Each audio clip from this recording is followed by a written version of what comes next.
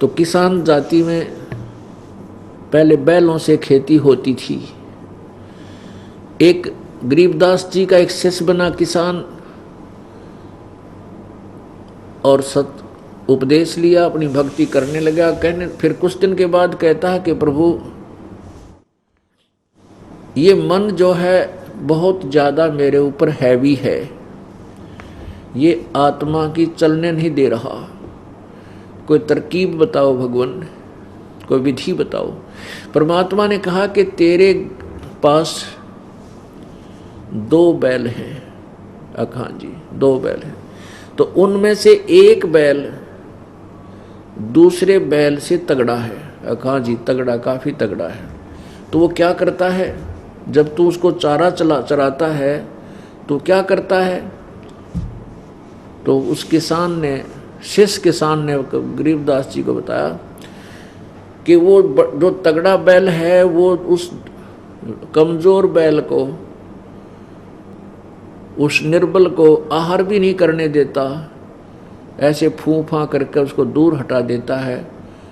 तो परमात्मा बोला फिर तू क्या करता है, कि मैं साथ बैठ के, क्योंकि खेतों में एक टोकरा होता है, उस टोकरे में दोनों को एक चारा चराया जाता है एक ही पात्र में, कि मैं डंडा लेकर साथ बैठ जाता हूँ और वो उसको मारता है तो उसको डंडा दिखा देता हूँ, तो फिर वो दूसरे कमज़ोर बैल को चराता हूँ,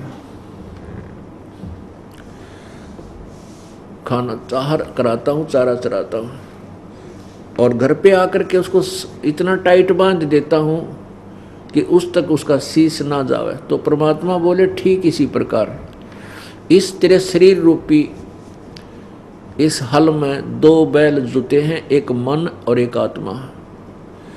अब मन तो इतना तगड़ा हो गया, इसकी सारी खुराक दे रखी है, रागनी सुनना है, हुक्का पीना, कितने गप्पे मारना, ताश खेलना, राजनीति की बतलाना हैं, चल रिश्तेदारी में घूम का, वो मित्र से मिलकर आते हैं, पिकनिक मना कर आते हैं।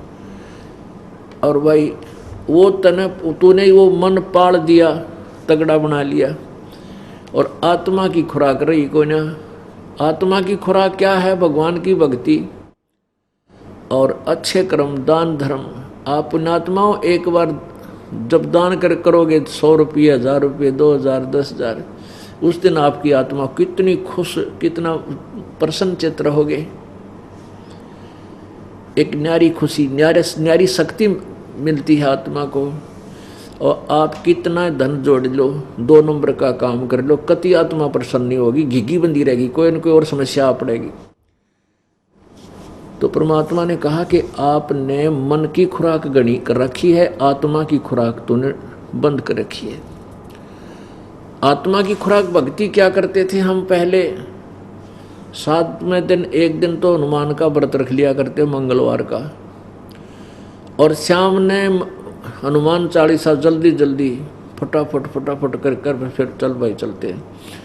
एक आली सूख, एक ज्योति जगाते थे, वह घी में आधी भीगी होती थी, आधी सूखी, और उसको लगा देते थे, दीप में जगा देते थे।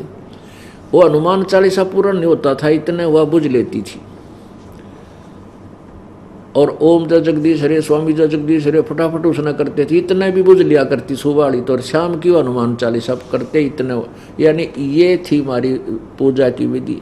और 7वें दिन 100 रुपये का प्रसाद बूंदी बांट दिया करते। ये हम भक्ति करते थे और ये दान करते थे। अब पुण्यात्माओं, परमात्मा कहते हैं जिन हर जैसा सुमरिया ताको तैसा लाभ, ओसा प्यास न भागे ही जब लग धसे निआब। जिन हर जैसा सुमरिया, जिन्होंने भगवान जैसा भक्ति करी, जैसा दान किया, उतना ही उसे लाभ मिलेगा। ओसा प्यास न भाग ही जब लग धसे निआब।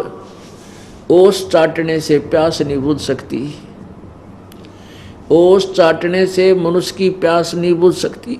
वो तो एक गिलास पानी का गट गट गट 1-2 गिलास पिएगा जब प्यास बुझेगी। तो जो हम साधना करते थे वो ओस चाट रहे थे। अब ये साधना हमें मिली है, ये वो गिलास के गिलास पीओ। यहाँ देख रहा हूँ पुण्यात्मा 10वें दिन सत्संग शुरू हो जाता है, कितनी उमड़ करा रहे हैं। परमात्मा की जब यथार्थ भक्ति हमें मिल जाएगी, घर में बरकत होगी, आपके धरे धरे पैसे बढ़ने लग जाएंगे, कुछ दिनों में नुकसान की बात बहुत 100 कोस दूर हो जाएंगी। तो वो परमात्मा अपनी प्यारी आत्माओं पर आप पर रहम करता है, आपको इतनी बरकत देगा, आपके इतने दुख दूर कर देगा, और फिर प्रेरणा देगा कि बेटा बेटी अब कुछ दान कर लें। मन में ऐसी प्रेरणा देगा कि अब कुछ 2 हाथ भी छोड़ दें। आपको ऐसा लगेगा कि जैसे आज ये बालक बीमार हो गया था, हमने माना 20,000 में डॉक्टरों का पीछा ना छूटे, और वो परमात्मा की कृपा से एक जोत बोलन तो ठीक हो गया।